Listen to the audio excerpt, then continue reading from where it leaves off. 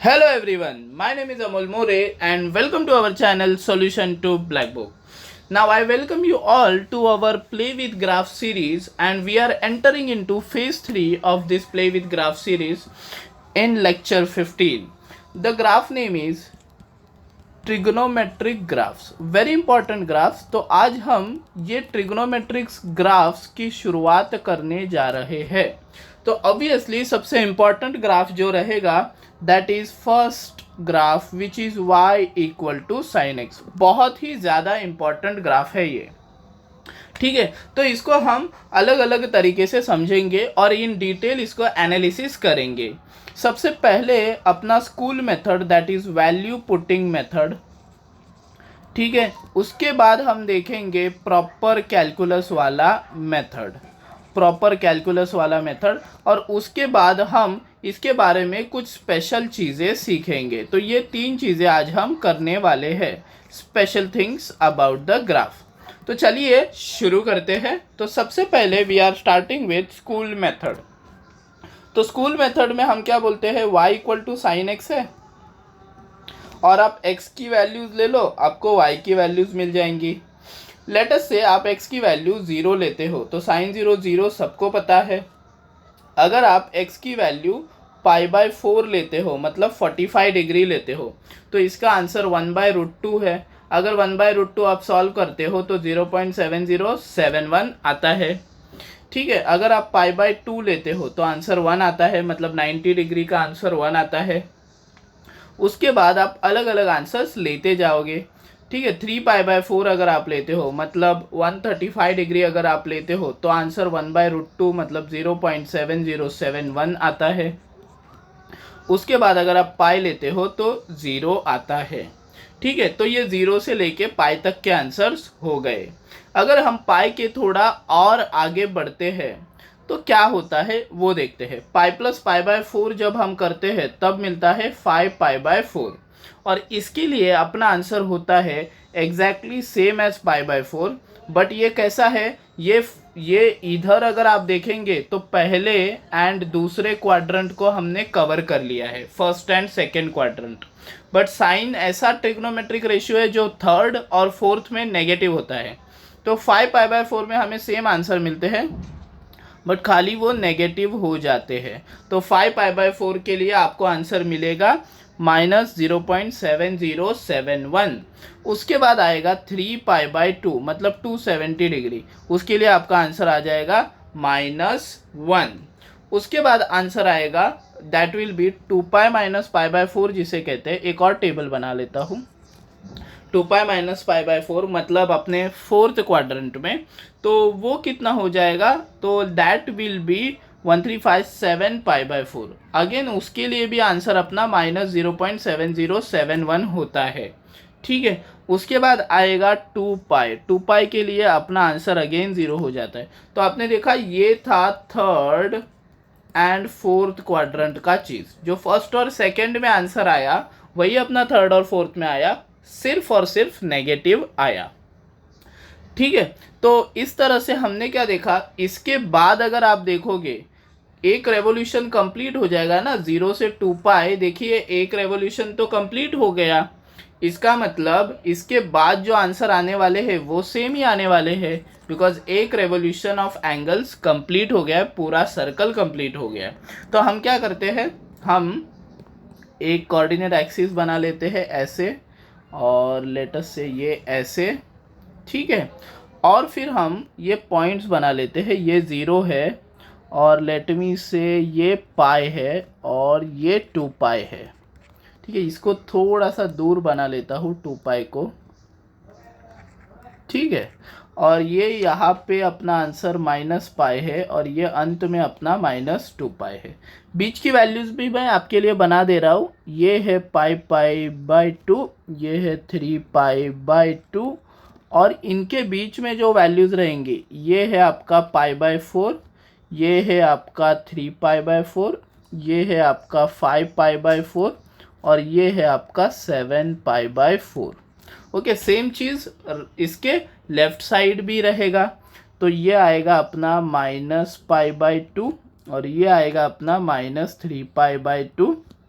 ये यहाँ पे आपको दिखेगा -π/4, ये यहाँ पे -3π/4, यहाँ पे -5π/4 और ये यहाँ पे -7π/4, राइट। ऐसे सारे वैल्यूज़ मैंने बना दिए हैं, ठीक है। तो 0 के लिए आंसर 0 है, इसके लिए मैं एक अच्छा कलर लेता हूँ ब्लू।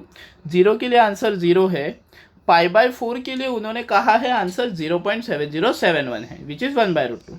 मैं एक काम कर लेता हूँ, मैं एक बहुत ही थिन लाइन बना लेता हूँ ब्लैक एट 1, ठीक है। एट 1 मैंने बना ली है, ठीक है। यहाँ पे भी सेम थिन लाइन बना लेता हूँ एट 1 एंड -1, ठीक है। यहाँ पे बोल देता हूँ 1, नहीं ये कलर मुझे काला चाहिए, तो यहाँ पे है ना हम काला कलर लेते हैं मस्त एकदम। तो ये 1 है और ये -1 है मेरा, बहुत मज़ा आएगा, ठीक है। अभी हम पॉइंट्स प्लॉट करना शुरू करते हैं। तो ब्लू कलर ले रहे थे हम। तो sin π/4 के लिए अपना आंसर कितना था? तो sin π/4 के लिए अपना आंसर था 0.7071 था, मतलब ये ऐसे कुछ था, ठीक है। और π/2 के लिए 1 था, ठीक है। 3π/4 के लिए सेम ऐसा आंसर है और पाई के लिए सेम ऐसा। 30 के लिए आप देखेंगे तो 30 डिग्री यहाँ पे होता है, उसके लिए 0.5 ये यहाँ पे आएगा। और 60 अगर आप देखेंगे तो ये देखिए 60 के लिए पॉइंट कितना आता है, √3/2 आता है, विच इज़ 0.86। तो 60 ये यहाँ पे होता है, तो उसके लिए ये यहाँ पे आएगा। देखो ये होता है 30 डिग्री और ये होता है 60 डिग्री। तो 30 डिग्री के लिए होता है 0.5 और 60 डिग्री के लिए होता है 0.83, ठीक है। तो इस तरह से ये ग्राफ बनते जाता है। तो मैं इसको स्मूथ कर्व से ज्वाइन कर लेता हूँ, ओके। अभी सेम चीज़ तो सेकेंड क्वाड्रेंट में होगा, ये ऐसे, ठीक है। और इसके बाद हमने देखा था फर्स्ट क्वाड्रेंट में जो आंसर आता है और सेकेंड क्वाड्रेंट में सेम आंसर्स थे अपने थर्ड और फोर्थ क्वाड्रेंट में, खाली नेगेटिव थे। तो 3π/2 पे -1 और इसको एक स्मूथ कर्व से मैं ज्वाइन कर लेता हूँ, ये ऐसे, राइट। अभी यही जब सर्कल उल्टा घूमेगा, यही सर्कल जब उल्टा घूमने वाला है तो आंसर भी उल्टे आने वाले हैं। मतलब -π/2 के लिए -1, -π के लिए 0 एंड -3π/2 के लिए 1। तो ये ग्राफ कुछ ऐसे आने वाला है, ठीक है। ये जब सर्कल उल्टा घूमेगा, बिकॉज ये नेगेटिव एंगल्स है ना, राइट। ये कैसे है, नेगेटिव एंगल्स है। तो ये सर्कल जब उल्टा घूमेगा तो आंसर्स भी उल्टे आएंगे। मतलब ये वाला क्वाड्रेंट आप देखिए 0 से -π/2, ये क्वाड्रेंट एक्चुअल में कौन सा है ये मैं आपको अगले पेज पे दिखाता हूँ, ठीक है। 0 यहाँ पे होता है, -π/2 यहाँ पे होता है। सो 0 से -π/2 एक्चुअल में आपका कौन सा क्वाड्रेंट है बेटा, फोर्थ क्वाड्रेंट है। और फोर्थ क्वाड्रेंट में साइन नेगेटिव होता है, इसलिए मैंने नेगेटिव ड्रॉ किया है। फिर -π/2 से लेके -π, ये आपका थर्ड क्वाड्रेंट है। थर्ड में भी तो नेगेटिव होता है, तो ये भी देखिए मैंने नेगेटिव ही ड्रॉ किया है, ठीक है। उसके बाद -π से लेके -3π/2, ये आपका सेकेंड क्वाड्रेंट हो गया। बट सेकेंड क्वाड्रेंट पॉजिटिव होता है, इसलिए मैंने वैल्यूज़ पॉजिटिव प्लॉट की है, राइट। उसके बाद -3π/2 से लेके -2π, ये फर्स्ट क्वाड्रेंट होता है। एंड फर्स्ट क्वाड्रेंट -3π/2 से लेके -2π मैंने पॉजिटिव प्लॉट किया है। इस तरह से मेरा स्कूल मेथड से देखिए sin x का ग्राफ प्लॉट हो गया है। तो इसे मैं कह देता हूँ sin x का बहुत ही अच्छा सा ग्राफ हमने प्लॉट कर दिया है। इसको साइन्यूसॉइडल ग्राफ ऐसे भी बोलते हैं, ठीक है। अगर हम थोड़ा सा और आगे बढ़े और इसको प्रॉपर कैलकुलस की मेथड से करने जाए तो देखिए कैसा होता है। fx = sin x है अपना, ठीक है। इसका हम क्या ले लेंगे, इसका हम लेंगे डेरिवेटिव। तो डेरिवेटिव क्या आएगा, f'(x) इज cos x। तो जब तुम्हारा फर्स्ट क्वाड्रेंट है, फर्स्ट क्वाड्रेंट में 0 से लेके π/2 में cos x क्या होता है, पॉजिटिव होता है। तो f'(x) क्या आएगा, >0, ठीक है। सेकेंड क्वाड्रेंट मतलब π/2 से लेके π/2 से लेके पाई तक, तो ये सेकेंड क्वाड्रेंट में cos x नेगेटिव होता है, तो f'(x) <0 आएगा। थर्ड क्वाड्रेंट में अगर आप देखेंगे तो पाई से लेके 3π/2 तक देखेंगे, तो f'(x) क्या आएगा, थर्ड क्वाड्रेंट में भी लेस देन 0 ही होता है, मतलब नेगेटिव होता है। एंड फिर फोर्थ क्वाड्रेंट में अगर आप देखेंगे तो x की वैल्यूज़ क्या है, 3π/2 से लेके 2π तक है। तो आपका f' क्या आएगा बेटा, f' आएगा फोर्थ क्वाड्रेंट में cos x पॉजिटिव होता है तो पॉजिटिव। तो इस तरह से मैंने f' की वैल्यूज़ निकाल ली, बिकॉज sin x का डेरिवेटिव cos x आता है। तो फर्स्ट क्वाड्रेंट में डेरिवेटिव पॉजिटिव है, मतलब इंक्रीजिंग आया, ठीक है, इंक्रीजिंग के लिए अप एरो है।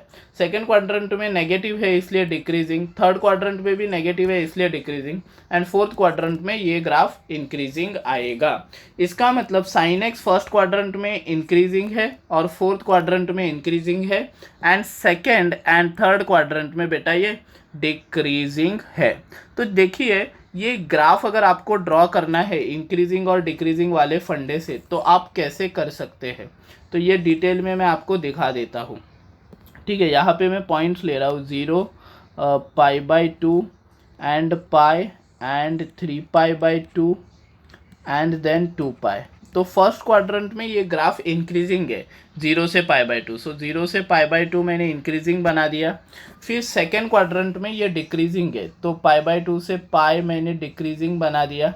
फिर थर्ड क्वाड्रेंट में पाई से लेके 3π/2 अगेन डिक्रीजिंग है तो अभी डिक्रीजिंग बना दिया। आपको तो पता ही है इंक्रीजिंग मतलब लेफ़्ट टू राइट जाते वक्त अप जाना है, डिक्रीजिंग मतलब लेफ़्ट टू राइट जाते वक्त डाउन जाना है। तो इंक्रीजिंग में मैं लेफ़्ट टू राइट अप गया और डिक्रीजिंग में मैं लेफ़्ट टू राइट डाउन गया, वापस एक बार डिक्रीजिंग था तो लेफ़्ट टू राइट डाउन गया, बट अभी इंक्रीजिंग है तो लेफ़्ट टू राइट जाते वक्त मुझे अप जाना पड़ेगा। तो इस तरह से मैंने प्रॉपर कैलकुलस का यूज़ करके भी साइन एक्स का सेम ग्राफ बना लिया है। ठीक है, यहाँ पे इंक्रीजिंग है, यहाँ पे डिक्रीजिंग है, यहाँ पे डिक्रीजिंग है, एंड ये यहाँ पे इंक्रीजिंग है। तो प्रॉपर कैलकुलस का उपयोग करके भी आप बड़ी ही आसानी से इसका आंसर निकाल सकते हैं। ठीक है, अभी मैं और कुछ बताना चाहूँगा आपको। अगर आप ध्यान से इस ग्राफ को देखें, ठीक है, अगर आप ध्यान से इस ग्राफ को देखें तो जो आंसर, जो ग्राफ आपका फर्स्ट क्वाड्रेंट में है उसी का रिफ्लेक्शन थर्ड क्वाड्रेंट में बना है कि नहीं। फर्स्ट क्वाड्रेंट में जो आंसर है उसी का रिफ्लेक्शन थर्ड क्वाड्रेंट में बना है। और अगर आपने मेरे प्रीवियस 14 लेक्चर्स डिटेल में देखे हैं तो आपको इसका मतलब समझ गया रहेगा कि ये ग्राफ सिमेट्रिकल अबाउट ओरिजिन है या फिर सिमेट्रिकल इन अपोजिट क्वाड्रेंट्स है, ये आपको समझना है। The graph is symmetrical about origin या अपोजिट क्वाड्रेंट्स, इसका मतलब ये क्या होता है, ऑड फंक्शन होता है। इसका मतलब ये एक तरह से क्या है, ऑड फंक्शन है, बिकॉज ये सिमेट्रिकल है वाई एक्सिस के अबाउट या फिर ओरिजिन के अबाउट। इसीलिए f of x equal to sine x is an odd function. इसका मैं आपको एक और टेक्निक बताना चाहूँगा, बहुत ही अच्छा टेक्निक है। अगर आपका एफ एक्स साइन एक्स है, ठीक है, तो आपका एफ ऑफ माइनस एक्स क्या आएगा, एफ ऑफ माइनस एक्स आएगा साइन ऑफ माइनस एक्स। तो इसको मैं कैसे लिख सकता हूँ, इसको मैं लिख सकता हूँ 0 माइनस एक्स, राइट। अभी sine of a minus b का फॉर्मूला लगाते हैं, sine a cos b minus cos a sine b. अगर आप देखेंगे तो साइन 0 0 आता है एंड कॉस 0 1 आता है, तो ये हो गया -1 sine x which is minus sine x. But हमें ऑलरेडी पता है sine x is F x, तो ये आ गया माइनस एफ एक्स। इसी की वजह से एफ ऑफ माइनस एक्स क्या आ गया, minus f x. Therefore f x is an odd function, f x is an odd function. इसीलिए उसका ग्राफ अपोजिट क्वाड्रेंट्स में रिफ्लेक्शन आएगा या सिमेट्रिक आएगा, as you can see in this particular graph. या फिर आप ऐसे भी बोल सकते हैं कि वो ओरिजिन के अबाउट बहुत ही ज़्यादा सिमेट्रिक है। तो ये वाला पार्ट भी हमने देख लिया, ये बहुत ही स्पेशल चीज़ है साइन एक्स के लिए। और एक चीज़ मैं आपको बताना चाहूँगा साइन एक्स के बारे में, वो चीज़ है ये, अगर सपोज़ आप ये ऐसे ग्राफ बनाते जाते हो साइन एक्स का आगे आगे, तो ये ग्राफ कैसे दिखने वाला है, ये ग्राफ ऐसे दिखने वाला है। यह आपका 0 है, यह आपका 2π है और यह आपका 4π है।